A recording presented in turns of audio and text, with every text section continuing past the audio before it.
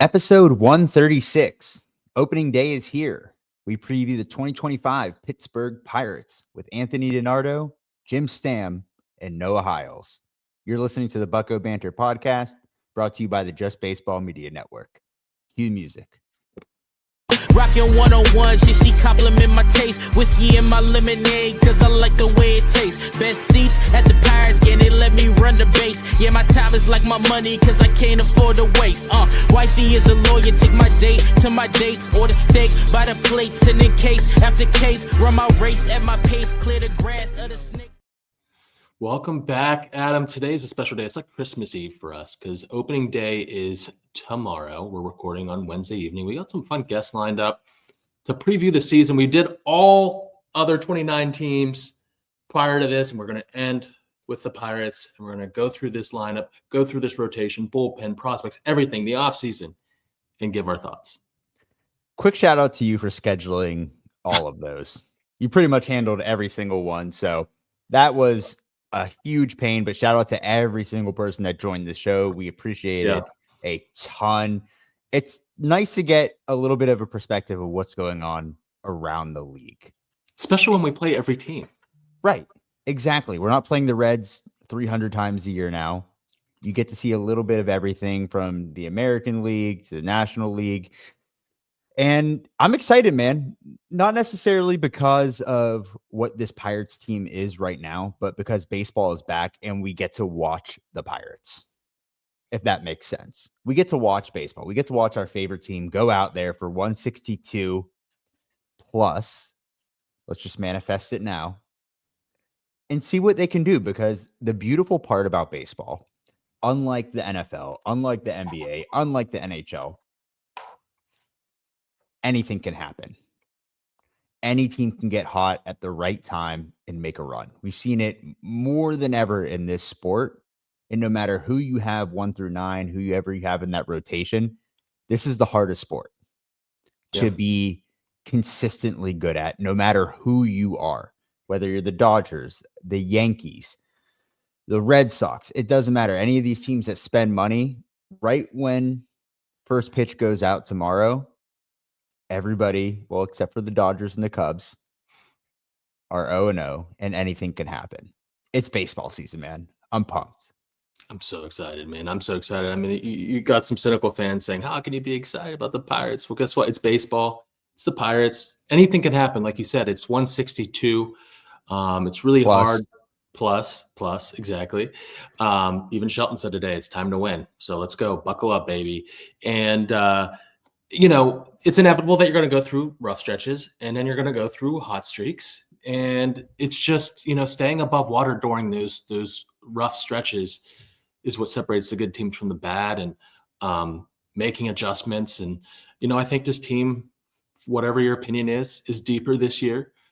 And I think we're going to have some exciting debuts and big moments, as always, to watch with this 2025 club. Shelton mentioned it earlier in spring training. I'm pretty sure he said it in the past as well, but winning in the margins, right? Doing the small things right that are going to help this team win even a couple of more games, because we've beat it to the ground on this one. How many games did they blow last year that they could have won? I know. One-run games could have they won? If one thing went their way, they could have been a wild card team. They could have been competing for the Central. That's where they have to succeed this year. And I'm excited to talk to DiNardo from NS9. I'm excited to talk to Jim Stamm from the Fan Forum. And then, of course, Noah Hiles comes back for his last appearance in the offseason before his grind starts. No more Destin, by the way. I know. Sad, man. I still haven't gotten over it. Sad day. We appreciate Destin coming on the pod as much as he did. He's going to kill it out in Seattle. He's reunited with Rowdy Tellez out there. But a lot of exciting stuff for us. We also got to link him up with the Marine Layer guys. We do. So we have a Mariners podcast, the Pirates of the West.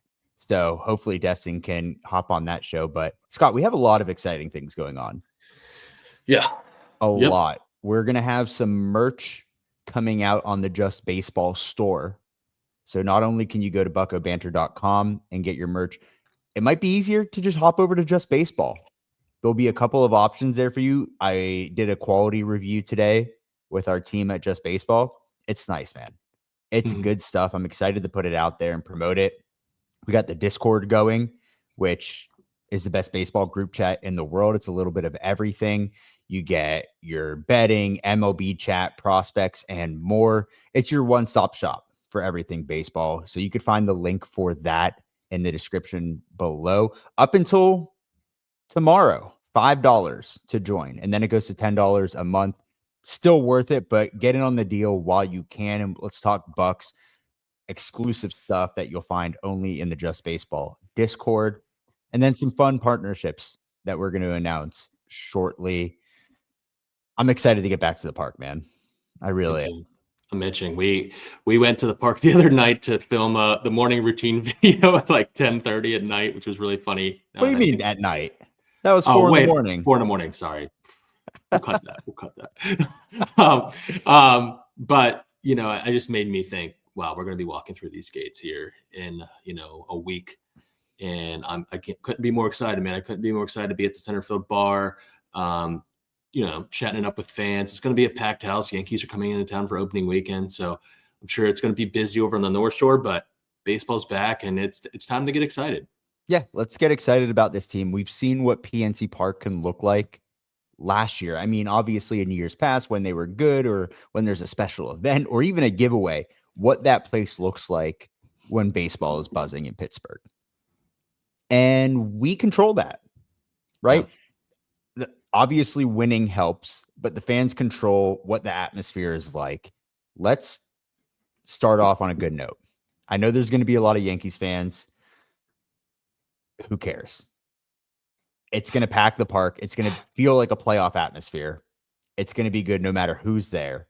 You saw it with the Dodgers last year when the Dodgers came for like a Tuesday through Thursday series. It's sold out every night. And I'm looking forward to that no matter who's in the park. Yep, absolutely. Especially when Skeens is on the mound, we can expect a big crowd. But let's get a big crowd out there for everybody. Jared Jones got some good news there, which I'm sure we'll talk about with Noah, who reported it. And, got some exciting young talent coming up this year, like I said. So let's pack PNC. Let's get to October. And, I'm excited, man. I don't know. I don't have much else to say other than I'm excited.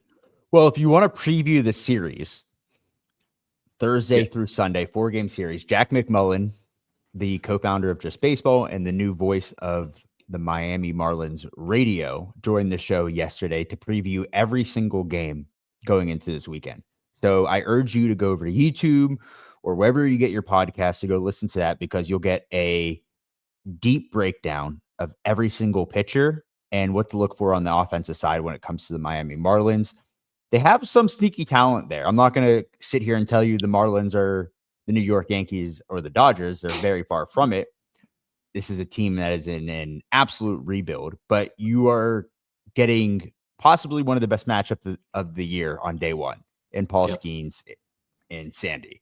So go over, watch that before opening day, and then go and listen to this one, and you'll be well informed. And throughout the season, we will be giving you a pitching breakdown of every single game that will be posted to Instagram, YouTube, Blue Sky, Facebook, wherever your social media heart brings you to. That way, as a fan, you're more educated. You have a better understanding of the pitcher's arsenal, how they like to use that, and how our hitters should attack going into every game. So our goal this year is to make watching the Pirates enjoyable for our fans and our listeners, and to give you as much inside baseball as we possibly can. Right. Yeah. In a fun, not over consuming the in-depth analysis and analytics or whatever you want to call it, but, consuming it in a fun way and in short spurts. Like these episodes, we're going to try to do them before every series. We'll try to get guests too. But 15, 20 minutes, quick preview of the lineup and all in the 3 to 4 pitching matchups, however long the series is. We're going to take a quick break, and then we will come back with our first guest, Anthony DiNardo of North Shore 9.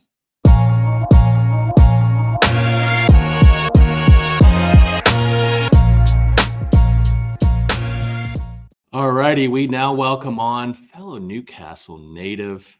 That's right. You know him as North Shore 9 on Twitter and everywhere you get your social media. Anthony DiNardo. DiNardo, welcome on to Bucco Banner. This is your first appearance. I can't believe it. It is. Thanks for having me. Appreciate it. Long overdue, man. Rosati's already had a couple of appearances already, so we need to up these numbers here. I don't know what we're doing. Asshole. Wait, we can't swear on here, right? We can't. Go for it. Yeah. I might have to let loose a little bit because that's actually going on a quote card. So perfect. But let's go through the offseason here, DiNardo. First, I just want to go through the free agent signings, the major league free agent signings. I know we're not going to go through all the minor league signings, but sure. This offseason brought back Andrew McCutchen, Caleb Ferguson, Tim Meza, add some lefties to the pen. Tommy Pham, Adam Frazier, and then Andrew Heaney was a late signing to the rotation, which now is kind of relevant with the rotation kind of missing some pieces. So of the major league signings, like how would you grade this offseason for the Pirates? C. Like maybe a C-, just because I feel like it was just the bare minimum. I mean, they could have done less. Like they could have, right? We've seen it happen before. But it was just like they address needs, free agency specifically. Like they address needs. I like the Andrew Heaney one for sure. The Kutch one I like, but that also just seems as if like that's a cheating a little bit here. Like he was going to come back. Yeah. You know, right. Like his account, like everyone just assumed, everyone penciled in $5 million and Andrew McCutchen on the team like on November 3rd last year. You know, like it was just a done deal. October 3rd even. So like that was going to happen. But yeah, I mean, getting Caleb Ferguson, I like him. You know, I like him. I think he definitely bounced back. You know, you probably wanted to see maybe a little better of a move, you know, in the reliever market. Meza also, like, maybe he could be good. Like, there's some things there, but at least like he was the backup. Like Ferguson's the lefty, so I can take that. I know you said major league, but bringing back Ryan Barucki also like the same day. Like I kind of couple that together. You know, I like the addition of like, let's just go after now like a couple guys, right, to back up Caleb Ferguson if there's, you know, any issue, right? So a plethora of lefties there. Tommy Pham, again, like that seems just like the bare minimum move. Like you wanted an outfielder. Almost anything better than Tommy Pham was what you wanted, but at least it wasn't worse than Tommy Pham. Like I like Pham better than Verdugo, if that makes sense. Which there's a lot of writing on the wall that maybe it is Verdugo. So like, okay, at least it wasn't Verdugo. And then like Andrew Heaney, I did like. I mean, I liked it for the fact that it's the lefty, right? So there's Bailey Falter there. Does Bailey Falter continue to have the season he had last year, or does he revert back to maybe the Bailey Falter you thought you were getting at the trade deadline when they, you know, traded Castro over to Philly? So like adding Andrew Heaney as another lefty as a starter, you know, he's going to give you some innings. He's a quality guy. I know a lot of people in Pirates Twitter, Pirates fans look at him and say, oh, he's not good, but he's been above average pitcher for the past 2 years. You know, like he has been a solid one and is going to add more depth. And just like you said, Scott, right now, you're showing why you needed it. Yeah. So like it ended up being like a really good signing. Yeah, and at the beginning of this offseason, the whole narrative was let's deal from arms because we have so many, right? And that brings us to the Luis Ortiz trade. Very early on, arguably the biggest move, probably the biggest move was bringing in Spencer Horwitz, sending away Luis Ortiz, Josh Hartle, Michael Kennedy to the Guardians to bring back Horwitz, who quite frankly was a Guardian for all of 20 seconds from Toronto. But how do we feel about that move? Obviously, he's not starting on this roster. He's kind of been overlooked as spring has gone on because the discourse around first base has just been so great. It's almost consumed us all for the entire spring training between DJ Stewart, Garrett Triolo, Derek Hall was there for a little bit, Adam Frazier, Nick York, and then you got Spencer Horwitz. And now you have Andy Rodriguez as well in the mix. How do we feel about Horwitz at the time, and then how do we feel about first base going into opening day? Yeah, I mean, like at the time, I was pretty vocal that I didn't really like it. To me, it's like the package you gave up to get the first baseman. I was all on board. Like you said, trade from the depth of arms. You know, like make a trade. Go ahead and you have a lot of arms. You have a lot of assets there. Trade it. Get a bat that you need because you've been hard pressed at developing them. So I love the idea of what they did.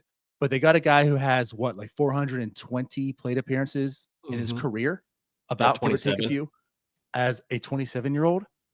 That's not really a big vote of confidence of like, hey, you saw the answer here, you know. And you can say what you want about Luis Ortiz, you know, and obviously his spring has shown like, hey, maybe this did work out still, but he was a quality arm, a lot of years of control, right? So, and you gave up a couple of minor leaguers who had some, you know, some intrigue to them. So like, I felt like if you're going to give up that, get the guy that you come here. He's going to be the first baseman. You know, he's going to be the first baseman. He is the answer, not a, we think, we believe, right? Things tell us he's going to be. You have definitively saw that answer. So that's why I didn't really like the trade. But, you know, I'm taking a step back, and the thing I've said before, and I've said this time and time again, as a GM, if there is a guy that you want, go get him. And it sounds as if that's the guy that Ben Cherington wanted. So like, I'll defer and trust to you, but like, you better prove yourself right then, because like the second you prove that this was bad, I'm going to be all over it, because it looked bad to begin with. Yeah. Not bad, but underwhelming.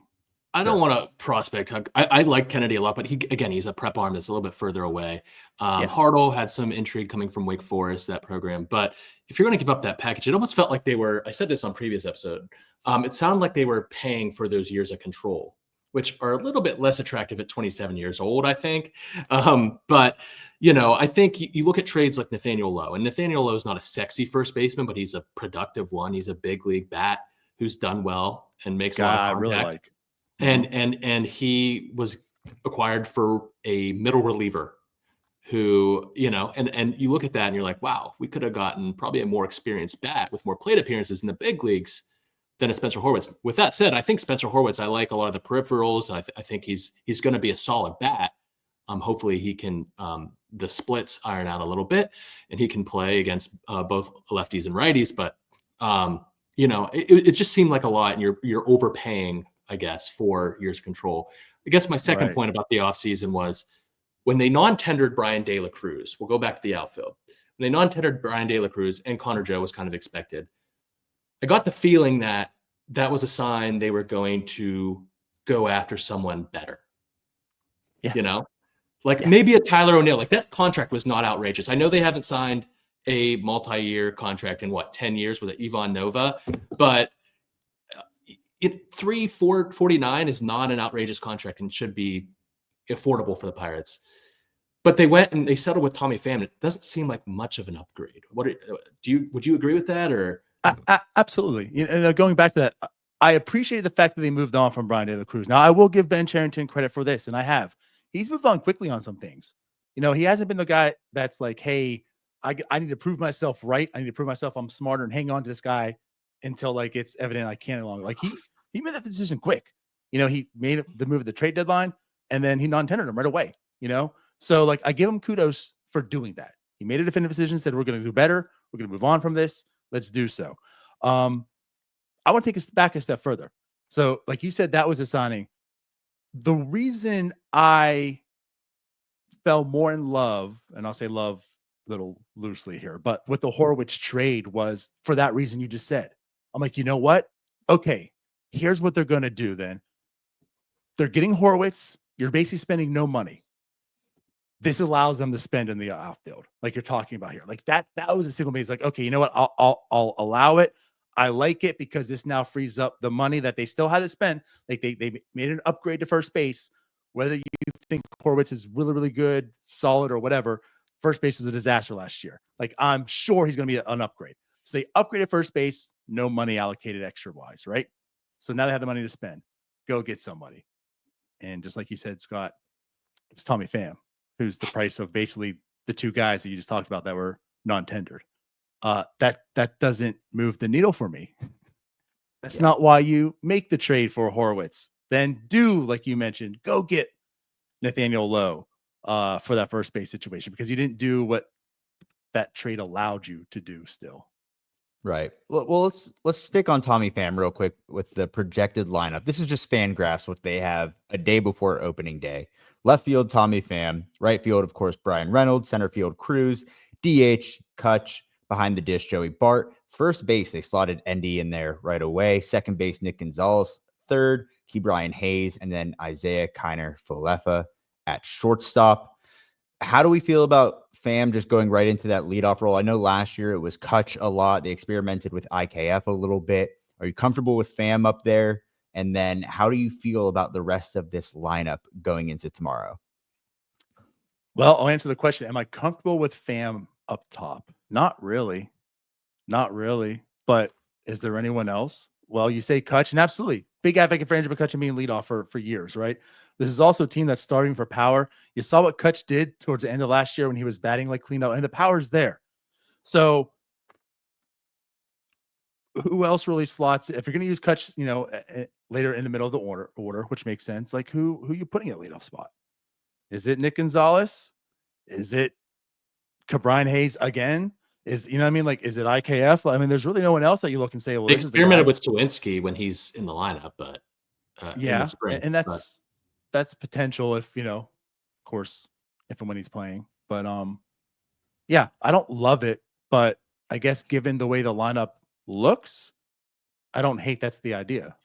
Yeah, I'll say this: Tommy Pham does have a very good approach at the plate when it comes to understanding the strike zone. So, like, if we're talking about guys getting on base and we're taking away like the prototypical leadoff hitter, of course, you want guys like that and Andrew McCutchen who get on base. Like, I've gone further away from, hey, we need our leadoff guy to steal a million bags and put the ball on the ground. Like, get on base. I mean, way back, I was pining for Cervelli to be the leadoff guy.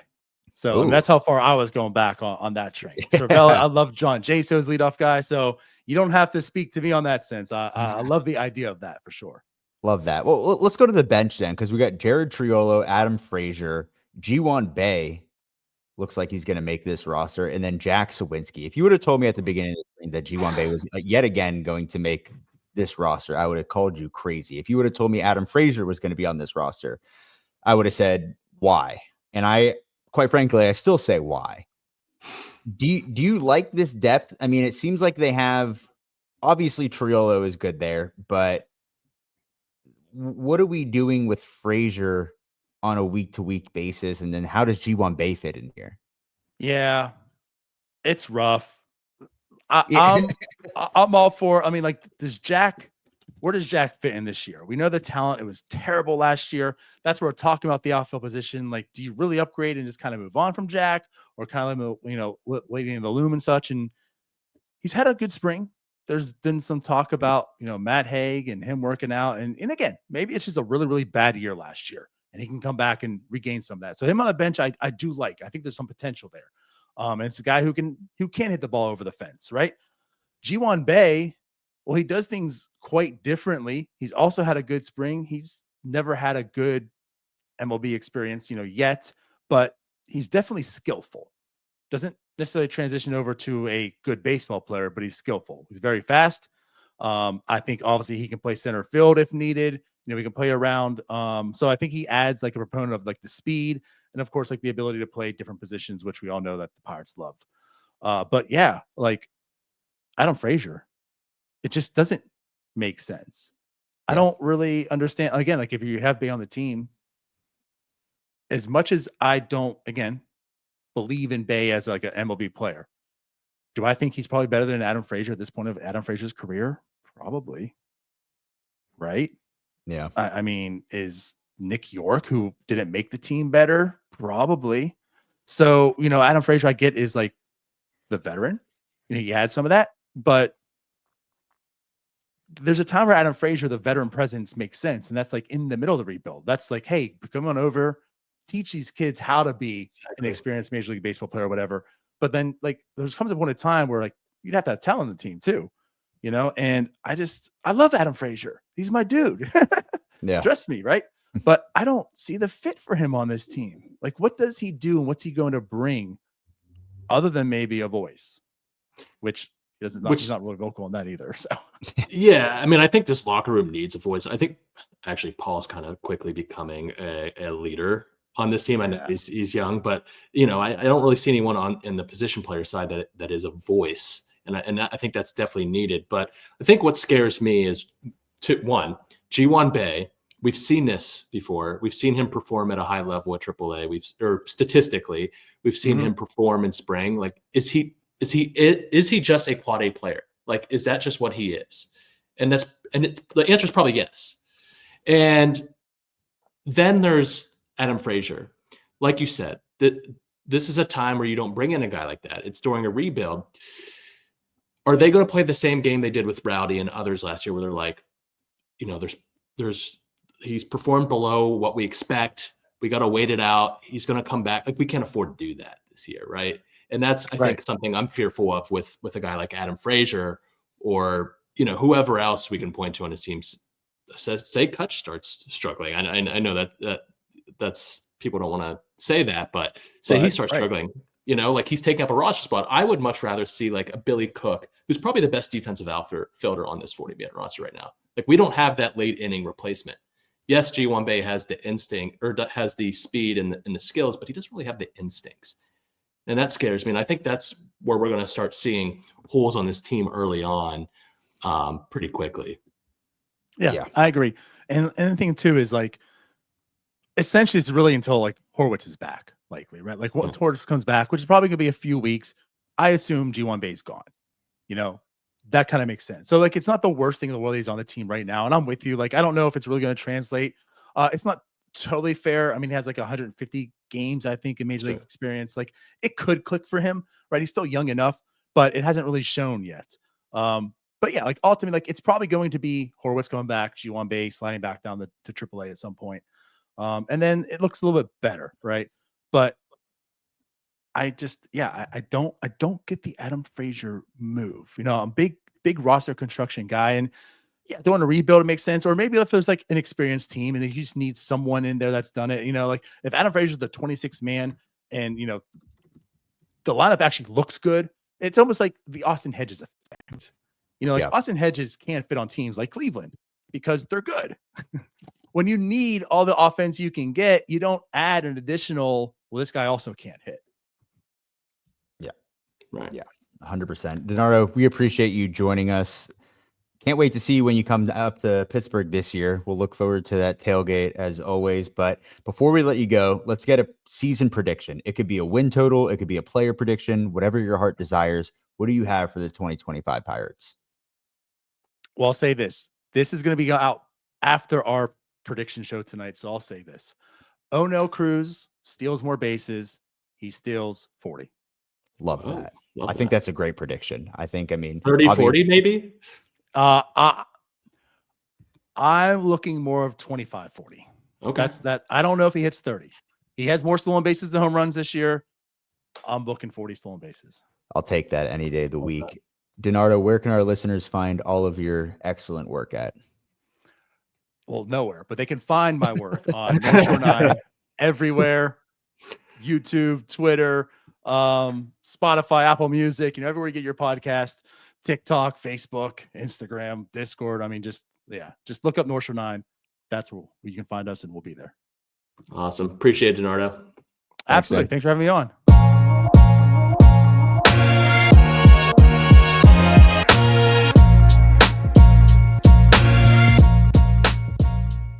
We now welcome on Jim Stamm of Pirates Fan Forum. Jim, I can't believe this is our first time having you on Bucco Banner. We see you at the ballpark, I feel like, almost once or twice a week during the summer. So happy to have you on, man. Yeah, guys, thanks for having me. It's like all we do is we just don't record at the ballpark like we're talking usually, because they are like little podcasts anyway. Right. So this is just us getting together and BSing about the Pirates. So absolutely, man. Maybe there's another opportunity there down the road. Hey, right? Keep it open for sure. Like have discussions or something like that. Ooh, okay. Now we're cooking. We're cooking. Well, let's get right into it, Jim. We're gonna talk rotation with you and bullpen. The rotation, it's funny because last year the rotation was a big question mark, and then it ended up being a big strength of this team. And then going into this year, the starting rotation was going to be a huge strength. And then we've had quite the spring. It's still a strength of this team. You got Skeens, Keller, Falter, Haney, and now Majinski rounding out that for at least the first half of the season, with Jared Jones going down, Johan Oviedo going down. This is why you stack arms. But how do we feel about this rotation right now? And how do you feel about that back end with Haney and Majinski? Yeah, it's funny. The Jared Jones thing. Let me just get this out first, because obviously it's just such a gut punch. Could have been way worse. Maybe it still will be, guys. We don't know that yet either. But just removing him from that like big three that I like to call them, where you might catch all three of them in the same series, I think it really knocks things down a peg. I thought Jared Jones was ready to take that next step. Everything looked to be the case with him. So I think like that's tough for them to overcome. It was supposed to be their biggest strength. You mentioned Majinski. I don't have a problem with it in the sense that, hey, this is what this guy wanted. He wanted to become a starter again. They stretched him out a little bit to do that. He's going to have the opportunity. If he pitches well enough to stick, great. But if he doesn't, he still can be effective out of the bullpen. I don't think it has any bearing on, well, he stunk as a starter and now we can't even use him in the bullpen. Yeah. So, and falters falter. And I think Heaney's going to give you a little bit of what Falter gives you. So not bad. It's just, it really took the shine off of it when Jared Jones was no longer in the plans for at least a couple months. I think with Jared, my biggest concern is, and like you said, it still could be bad. And I don't want to speculate too much, but I'm thinking of Garrett Cole as an example case, because Garrett Cole went into last year and, he was out for until July, I think, with the similar issue, UCL sprain, but there was no significant damage to the ligament. And that's what I'm reading Tom Zick's report that Noah posted just now, saying just that from the second opinion from Dr. Keith Meister. So my fear is that this is like, we're delaying the inevitable. Not that, I almost want to tell Jared, go out there and just throw 100 baseballs as hard as you can and just tear that sucker and just get the surgery out of the way. No, but like, the further we move along, like he takes the 6 weeks of not throwing a baseball, he keeps getting imaging done, and then say June, they're like, you're good to resume baseball activities. You start throwing again, and he comes in and pitches for the rest of the year. But say he gets hurt over the offseason or spring training next year, and then he's out for a whole year again. How concerned, like on a level of 1 to 10, how worried are you about Jared Jones? Probably a 7.5. I understand the thing is with this guy's too is, and you both know this, which is this is the absolute worst time, right? Like it's almost April. So if he had to go, this is why I will say I'm willing to take the gamble right now, is because if he were to have this surgery in April, this year's done, and most of next year, like you would be talking to like close to 2 seasons by the time he was back up to running at full speed. So I think it's worth the gamble to wait. I understand why a guy wouldn't want to do it if he doesn't absolutely have to. So I don't mind that part of it, because man, this is the worst timing you could possibly have for it. Yeah. A lot of additional arms that we were considering going into his rotation. Thomas Harrington stuck with the big league club throughout the entirety of camp, and there was obviously rumors that it was either going to be him or Majinski. You have Bubba Chandler. Mike Burrows obviously came back last year. Braxton Ashcraft is another promising prospect. Sure. Let's start with Harrington real quick. Would you have liked to seen him make this roster, kind of like how Jared Jones broke last year? A little bit different of a situation, but I like what he has. I think he projects to be a fantastic back of the rotation type guy. When do you think we'll see him, and would you have liked to see him in this rotation to start the year?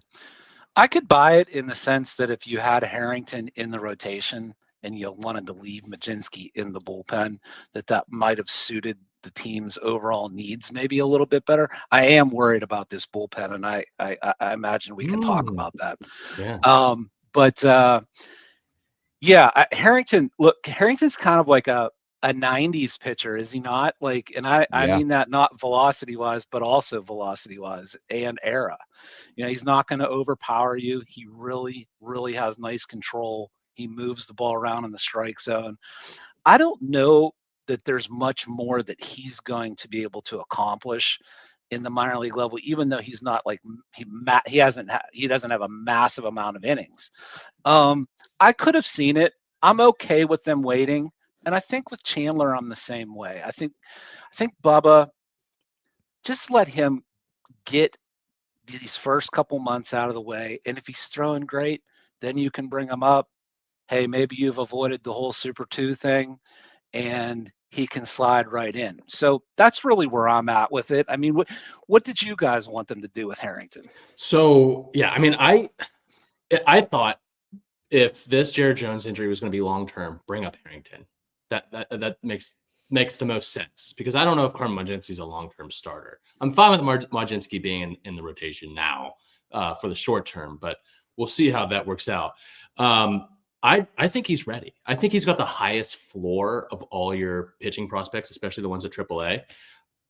Plus command. I mean, his stuff. He's not going to overpower you, but he doesn't have like weak stuff either.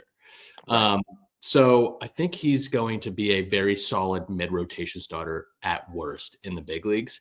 And I think there's a chance we see him before Bubba, because I think Bubba they're going to be more cautious with. Bubba could follow the Paul Skeens path too and come up in May. And we saw him down at the breakout game. Electric. Yeah. Absolutely electric. Yeah. What did that look like in person? It jumps. It looked like Paul Skeens fastball. Yeah. It absolutely jumped out of the hand. Like it looked unhittable on the gun. I think officially it was like 99.9 and the radar was showing 100, but it was, I mean, he challenged Crawford with 5 straight fastballs and they each looked like the fastest fastball I've ever seen in my entire life. And it was the same thing when we saw Skeens in the breakout game the year before. Scott and I looked at each other and were like, he's throwing 110 miles per hour. It just looks different. It looks different. Sounds different. Yeah. It sounded different for sure. But real quick with Thomas Harrington, I wanted him to make this rotation. I think it was different than Jared Jones last year, where we needed help in that starting rotation. It made too much sense. He had a fantastic spring. Thomas Harrington didn't have the spring that Jared Jones had, but plugging him in the back end of that rotation, there's less pressure.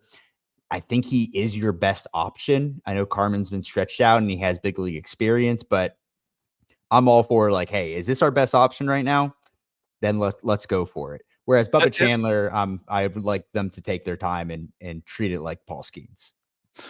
Yeah, and that's a good point with it is eventually this team has to start not pushing urgency to a recklessness with guys, but it might be time to win some ball games too. Right. So, and Harrington's not a risky guy to do that with, because like Scott, I think you mentioned about his floor, like he's not going to embarrass himself. And when we're talking about back end of the rotation guys, that's really all you're looking for from them, right? I mean, is just go in there and give you some quality starts, go in and pitch 6 innings and give up 3 runs. I would be fine with it. So, yeah. So I do think that it's interesting. This Pirates pitchers, when we talk about Jones being in there, and we had Chapman, whatever, we had a lot of strikeout guys last year or more. I'm not seeing it this year with this team. This team's going to have to field and play some defense behind a lot of these guys. Oh man, that's a whole nother discussion, brother. That's a whole other discussion. This team defensively scares the hell out of me. But no, I think I said he's a solid mid-rotation guy at worst. I meant back-end rotation guy for Harrington, by the way. I think he could be a 4 or 5 very easily in this league right now. But, segue into the bullpen, Jim. Yeah. You said you're not high on them. I am in terms of the depth. Last year, we were relying on Ryder Ryan bouncing back and forth from Indianapolis and a lot of other guys. I think right now, when you're starting the season with Nicholas, Stratton, Rainey, Strzelecki, who's had some solid big league experience elsewhere in AAA, you've got guys to pick from. And I think right now, to start the season, you're going with the guys that don't have options, clearly. Yeah. To start the season. And then the one I'm worried about the most is the king at the top, David Bednar. So, and I know I've seen you on Twitter getting into it with some people. I think there's valid reasons to, to be worried there, but also I think there are other guys with back end, high leverage potential here. Yeah, I think what it comes down is when you look at how this team is going to be built and how they're going to have to win close games, right? So I don't necessarily disagree with you that they've got more depth. There might not be as many holes. What I am worried about is that who's going to close for this team? I don't think you can trust David Bednar right now. I don't think it'd be fair to him. So Kyle Nicholas was a popular name. Well, he's not on the team right now. So maybe down the road, but he had some control problems and can't have him closing out games if he can't keep guys off base. Dennis Santana, I mean, look, relievers are funny year to year, right? He came on and looked fantastic. But is he going to be the guy you turn to and say, closing ball games is different than everything else that you're doing? So my biggest fear is they're going to get to those situations and not be able to close them out. I think the 6th, 7th, and 8th, I think Holderman will probably bounce back, but I don't think you want to see him in the 9th inning. It hasn't suited him in the past in some limited tries. So that's my concern. Barucki, huge addition. If he's anything like he was in 2023, but guys, they're going to have to win a lot of 3-2 ball games. Again, more. So you're down to Dennis Santana right now, maybe. Yeah, that's true. I mean, who else would you? Okay, let's. Justin Lawrence has high leverage experience, but I'm a little bit worried about the command because I feel like we're going to see days. The ball moves so much. He reminds me of Adam Ottavino, where he has the frisbee slider and everything. I feel like you're going to see days where it's just he's not finding his zone. And that scares me a little bit, the inconsistency and not knowing what to expect. But he does have the experience. Yeah, and you never know how a guy's going to respond getting out of the hellhole that he was in too, as far as pitching goes. So he could have they're depending on some guys to have good years. I just don't know that I can count on it right now.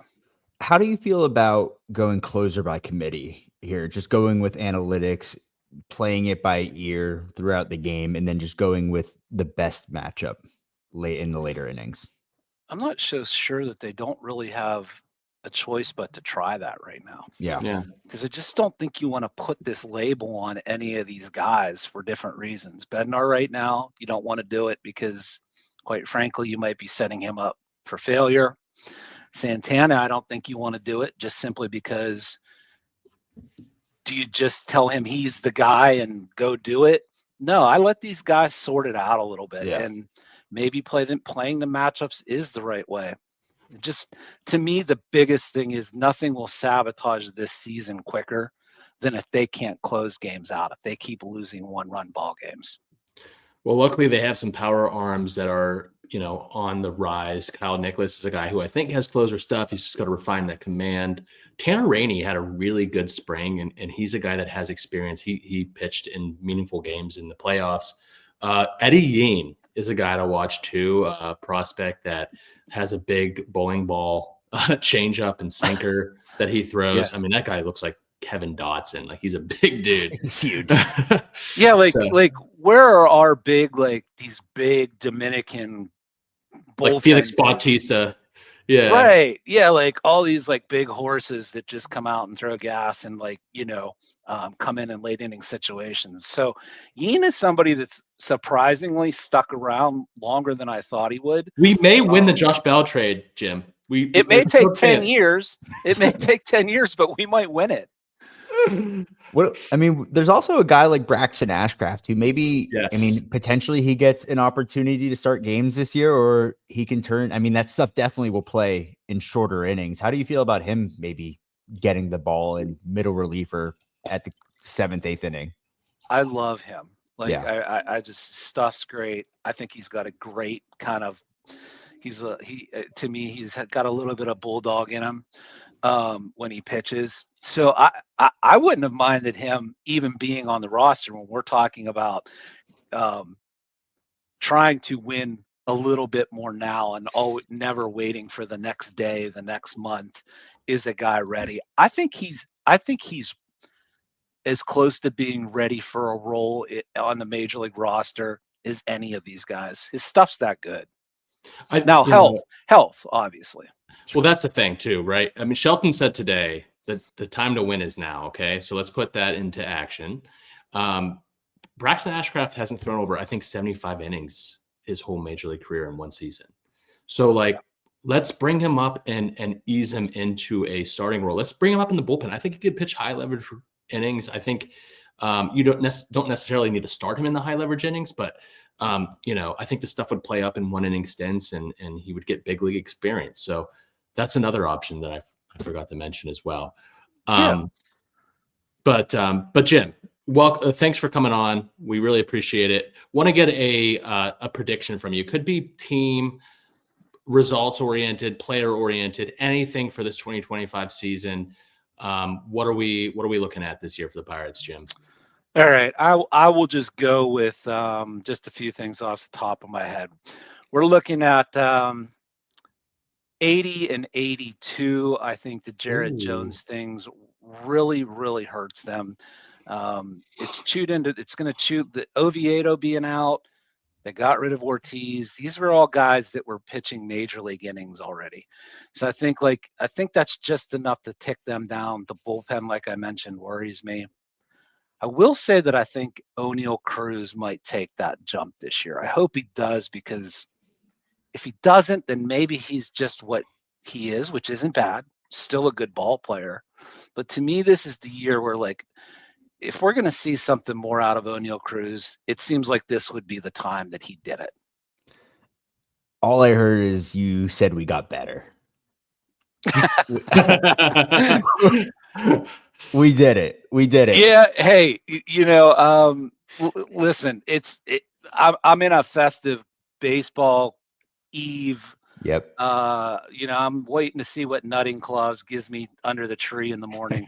I'm just hoping it's not a 2024 game magnet schedule, a slightly expired Eaton Park cookie, and a used a game used Adam Frazier sock. That's all. I just give me something better than that. Well, most importantly, the best prediction that you can make here is how many balls is Ben going to take away from left field this year? Man, he's getting better, guys. Yeah.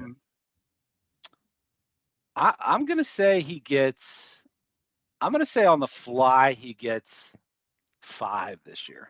That's a good number. Yeah. Nice. Yeah. He's 8, so give him some slack. Watch out for that, Campbell. Watch out. Jim, we appreciate you coming on. Where can our listeners find all of your work? Well, listen, Gary and me have been doing the Pirates Fan Forum for what? It's like 4 years now. We've been in this game for a while now. So right now we are doing Thursdays live at 8. We will be going live tomorrow after the opener against the Marlins. And so anytime you guys want to jump in our chat, any followers that you guys have, send them our way. We'll send some your way. And you guys do good stuff too. So we got a good little community going on. We'll send some cash considerations too, Jim. Perfect. We love those here. Absolutely. Well, can't wait to see you at the ballpark, and looking forward to it in the next couple of weeks. All right, guys. I appreciate it. And when you get to the ballpark, save an icy light mango for me. Will do. Absolutely. Thanks, Jim. All right.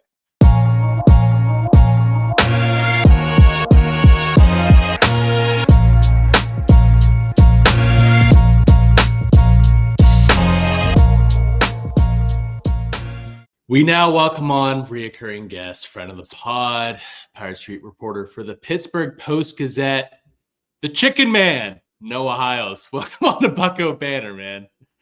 I'm just coming to you live from the hen house, fighting off a lot of Miami chickens down here. It's been an interesting day, fellas. It's been an interesting day. Would you just like me to take you through it? Please. All right. So the process of booking this place was because hotels down here are like $300 to $400 a night. Right. And originally it was supposed to be myself and Destin here. Now it's me and Mackie. So I wanted to try to find an Airbnb that was affordable that would allow the Post Gazette to have like multiple people down here. So I booked it in October and I saw, Little Havana, that's kind of cool. Like I'll get like a cultural experience. And it's also a 5-minute walk from the ballpark. So I was like, this is great. It has a parking spot and a fenced in area. Very glad there's a fence. But yeah, I got here and it's not like really anywhere else I've stayed on the road. I'll just put it that way. The surroundings are a little different. When I got here yesterday, I'm like trying to figure out how to get in. I'm like texting sources on my phone, trying to break the Jones injury news. And all while this is happening, I've got a rooster standing on my car, just going nuts at me. And I'm like, boy, did I not know what that was foreshadowing. So like I went to bed at like 10 last night. And I was like, I'm going to get a good night of sleep. And at 5 a.m., it's not one rooster. It is multiple, just going nuts. They all have their different yells. Like some are like more baritone, some are like more soprano. And it did not stop. I kid you not. There was at least one rooster crow from 5 a.m. to about 1 p.m. It did not stop. Every 30 seconds, it was like, it was just crazy. And like, there was a point where I got like a decent night of sleep, but I wanted to get more. The only room you can't hear it in here is the bathroom. And I contemplated sleeping on the bathroom floor. As the day progressed, I found out that I am in the center of a breeding ground for the chickens in Little Havana. So the noises I'm hearing are males competing for breeding rights over which females that they're going after. And then the females are fighting with each other over where they want to lay their eggs, which transitions me into the next part of the story. One of the spots where they nested up happened to be in the window outside my bedroom. They just started laying eggs there. And the one chicken who I've named her Kodak because she's black. And there's two that I've named. Rose, who's this big fat chicken, and Kodak. And I think they're a couple. So Rick Ross and Kodak Black are just at my door 24/7. They will not leave. And Kodak lays her eggs there, and she's just pecking away at the door, and she just won't stop. So also, there's like at nighttime, bugs just crawl in. Yeah. I don't know how to stop that. Apparently, something was sprayed, and that will stop. I really hope that stops because the bugs are probably more irritating of an idea than the chickens.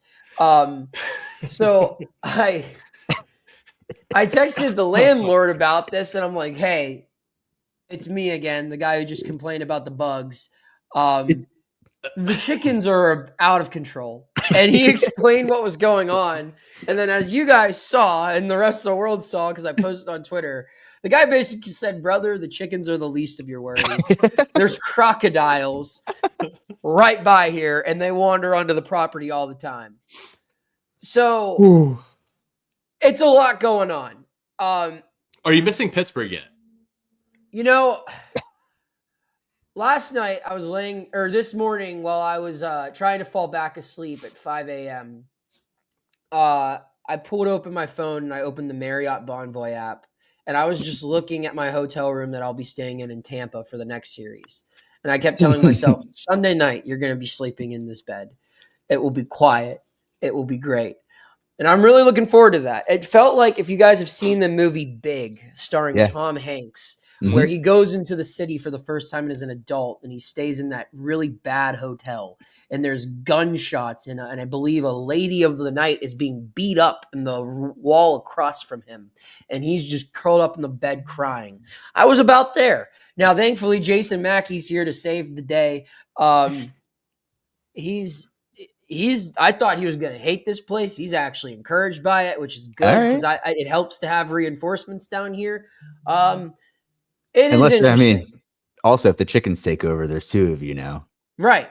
I mean, I will fight a chicken. You can put that on a quote card. Well, we have the live footage of it already.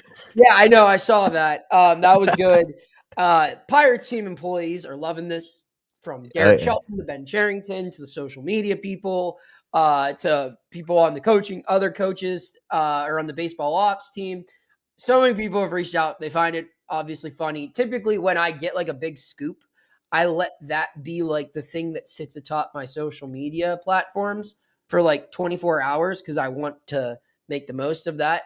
But this, I was like, screw it, dude. Like, this is too good not to share with people. It's funny. One last funny story from this. I'm in my family group chat, and I was talking about like my dad, uncles, cousins. They all find it very funny what's going on, as does everyone else.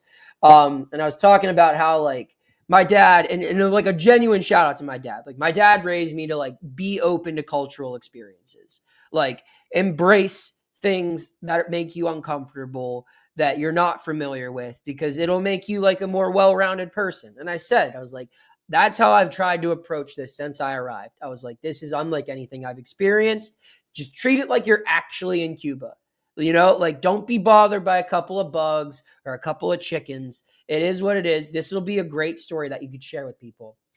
And then in that same group chat, my Uncle Pete, who's done 2 tours of duty in Iraq, was like, I'd get the hell out of there. So like that changed my perspective a little bit when he said that. I was like, you know what? Like, that guy has a whole drawer full of medals, like saving lives in war. And he's like, I think I'm good, man. Like, I would get a hotel right now. My man was in Fallujah. It's like, get the hell out of Little Havana right now. Yeah, dude, seriously. Like, so,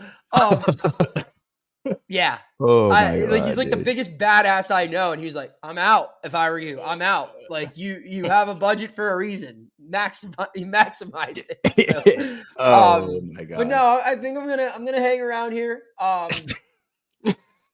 It's gonna be an adventure. For sure. The best part about this is, like I was like, it's only Wednesday. Like, there are 3 more days of stories to unfold here. So there's going to be a lot more. I'm going to see a crocodile. I've already seen, while walking to the ballpark, I'm 2 blocks away, I saw an iguana that was about 5.5 feet long. Yep. And I've seen those before in Miami, like while walking like around. My only real experience in Miami, like I came to this ballpark once, and then most of the time I've been down here, it's been covering Pitt. So I've been in Coral Gables, much different vibe than Little Havana. But yeah, man. I'm looking forward to it. Yeah. What an opening weekend. Yeah. What an opening weekend. Yeah. Who would have thought the Pirates would be the second biggest story this weekend? Dude, if I can't wait to just like. I think it's funny that you posted this whole thing. Like, I love Pittsburgh, but like Florida, I'm gonna miss this. Dude, and then you get to Miami, so and then I got humbled immediately. Like, hours. Yeah. It was a chicken problem. And I'm excited. I think there's going to be one day when I'm walking to the ballpark, I might ask some chickens some questions, like hold a mic to their face, be like, what do you think of this? Great idea. There's some big ones out here, man. There are some big chickens. Well, you said there's Ricky Rose. I mean, yeah. Large big, chicken. Tall chicken. Oh. There's a lot more we can get into here. We have to talk baseball. Yes, we do. We have to talk baseball. No, we made it to opening day. You're down in Miami, obviously. Yes. Let's real quick touch on the Jared Jones news that you broke. He's avoided any type of immediate surgery right now. What are we looking at overall, and how does that affect the rest of his year? I mean, I think this is probably the best case scenario you could get when you're dealing with elbow soreness. And I've said this elsewhere, but I mean, this is a testament to Jared Jones. First off, I don't know if this would have unfolded the exact same way last year at this time. where he felt something and immediately said something. That takes maturity. And this is a guy who, Cherington used the quote, he's a killer on the mound. And that killer mentality, more often than not, tells you to push through things. And if he pushed through things, that's how you blow your elbow up. And we've seen that in baseball time and time again. You can highlight so many great arms where they tried to push through it and it ruined careers. And Jared was smart enough and mature enough to act quickly on this. And it might have saved him his season. So the diagnosis is a UCL sprain. He will go 6 weeks without picking up a baseball. Approximately 6 weeks was what Todd Tomczak said, Senior Director of Sports Medicine for the Pirates. 3 weeks into this, if cleared by a doctor, he can begin a two-handed plyometric throwing program, which, as you guys know, I mean, that's like the first step back from any arm injury. And then he'll do that for 3 weeks, and then he'll be able to pick up a baseball and start build up. They wouldn't give a timeline based off of how this looks to be unfolding. I think we're going to get maybe a half season of Jared if everything goes according to plan, because you figure, I mean, he's going to need basically a spring training 2.0, and they're going to have to monitor volume. I'm curious to see how he's used this year. Maybe we see Jared Jones just used as a reliever this year.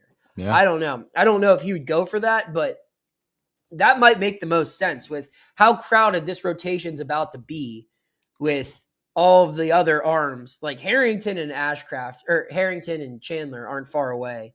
And Ashcraft and Burrows are also a part of this. And then you're going to get Oviedo back at some point.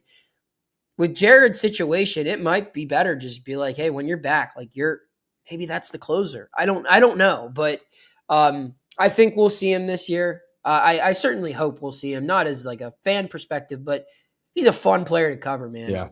I mean, he's effing electric, as he says himself. So I would love to see him back out there. I wish him nothing but the best, and I'm going to keep trying to follow this as thoroughly as I can, because I know this is a big thing for the Pirate season. Getting him back will be huge for this team. Man, seeing him in that closer role with his mentality would be really electric, I think. Right? Man, Pittsburgh would thrive off that. But oh my God. Natasha Benningfield before the 9th inning. That would be crazy.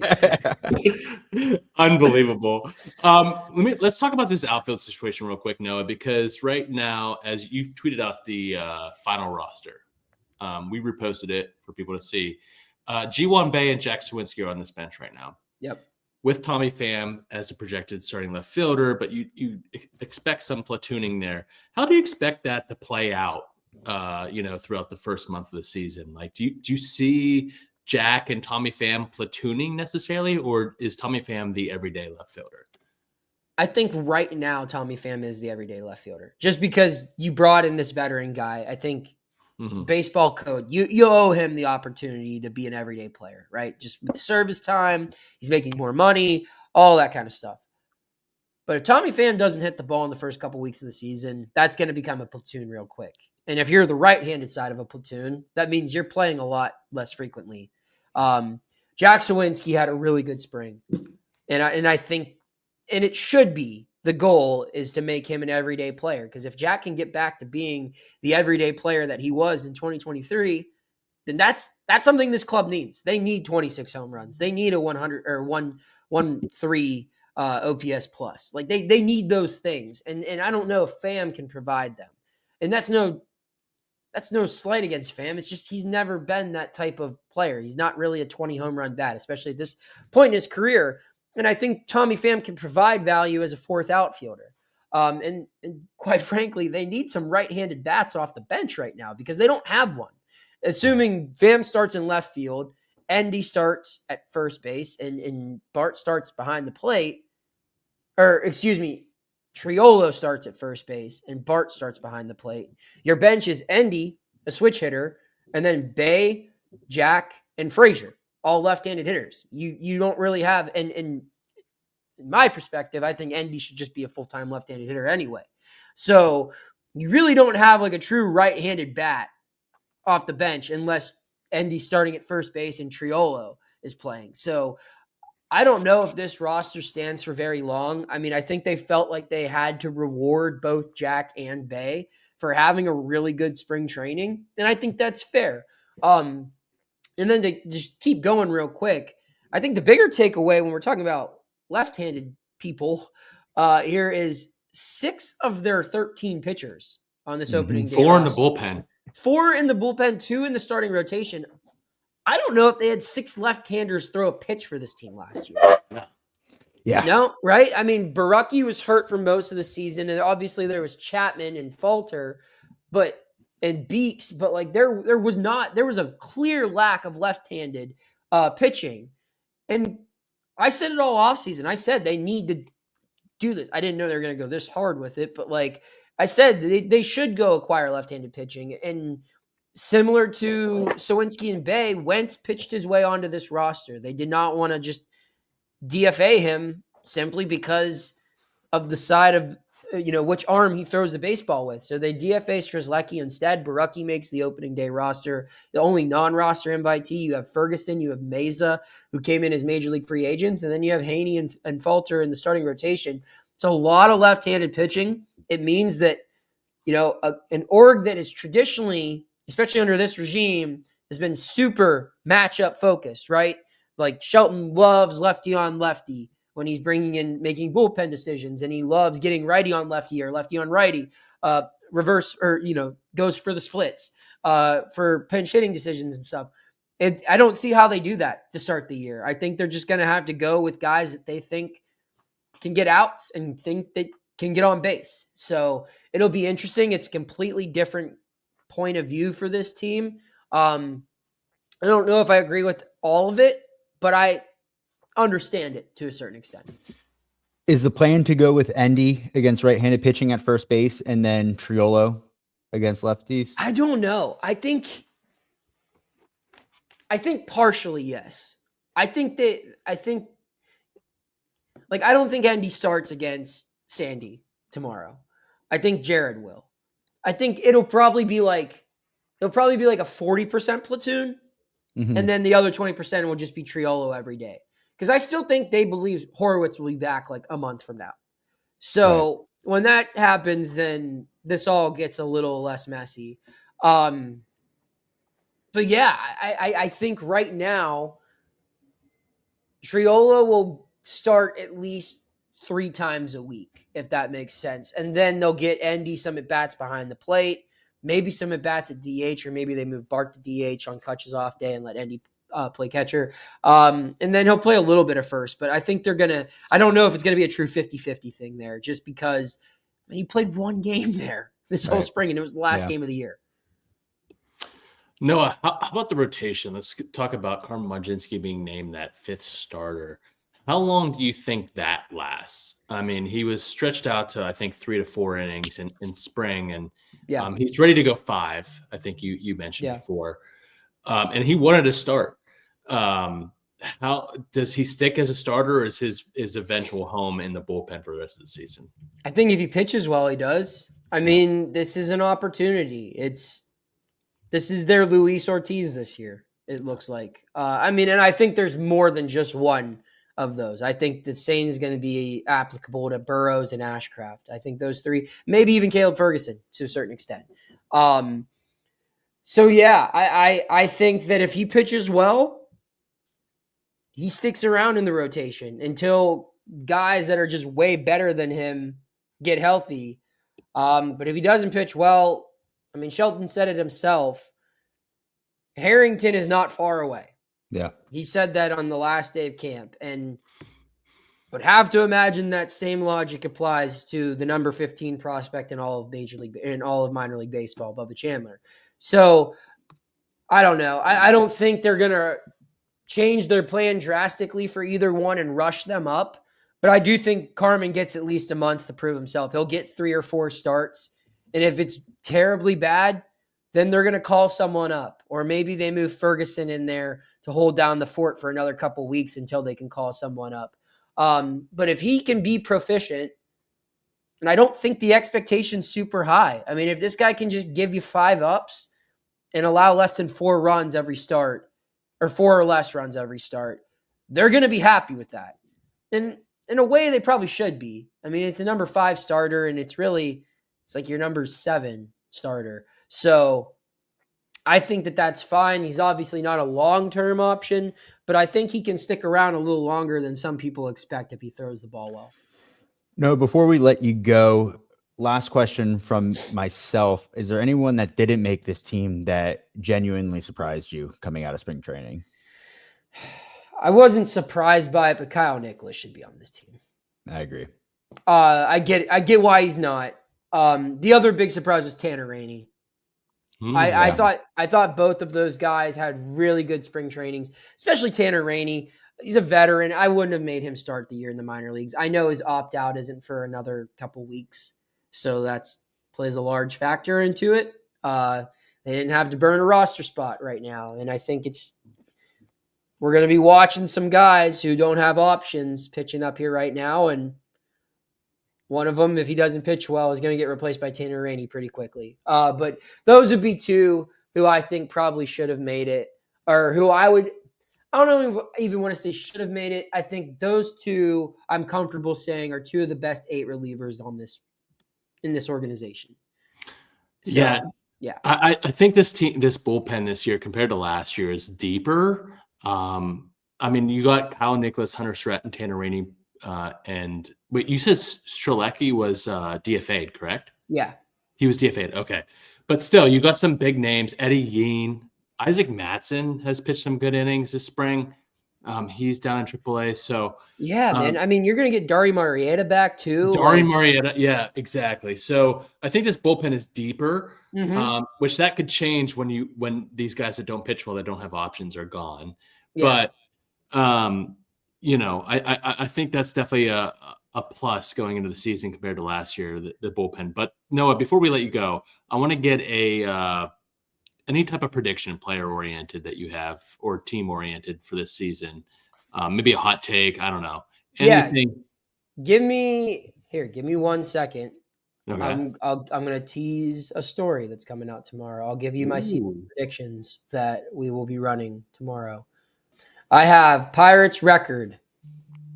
Can you guys see me? Can you guys hear me? Yeah. Oh, yeah. All right, cool. Pirates record, I have them going 82-80, third place in the National League Central, no playoffs. Pirates MVP, I have Paul Skeens. Pirates breakout player, Jack Sawinski. Nick York, I said, will be the first prospect called up. My bold prediction is that the Pirates will enter the month of September within 3 games of a wild card spot. And then my final prediction, it was World Series pick. I picked the Orioles over the Phillies for the World Series this year. Ooh, okay. There you go. Love it. Series. Love that. Good stuff. Well, everybody go check out the article, which is coming out tomorrow, Noah. Yeah, it's got my predictions. Mackey's, Andrew Destin, Paul Zeiss, and Joe Starkey. So all of our columnists and then the beat guys. So we have a lot coming out tomorrow. My season previews coming out tomorrow. A full roster breakdown. Our season predictions. And I recommend, there are a couple of times I don't get the print version delivered to my house, but days like this, opening day with our preview package, we put a lot of effort into not only the content but the design.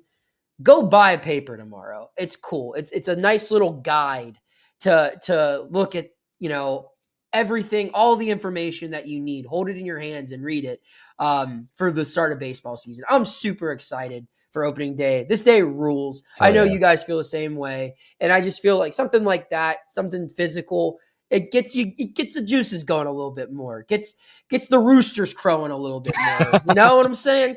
Yeah. Absolutely. All right. On that note, Noah, we'll see you shortly back in the Berg, but enjoy the rest of your trip in Miami and then Tampa, and then we will see you for the home opener next week. All right, gotta go kick some cocks, boys. I'll see you later. Thanks, Noah. Later, man. Best seats at the Pirates game, they let me run the base. Yeah, my time is like my money, cause I can't afford to waste. Wifey is a lawyer, take my date to my dates, or the steak by the plates. And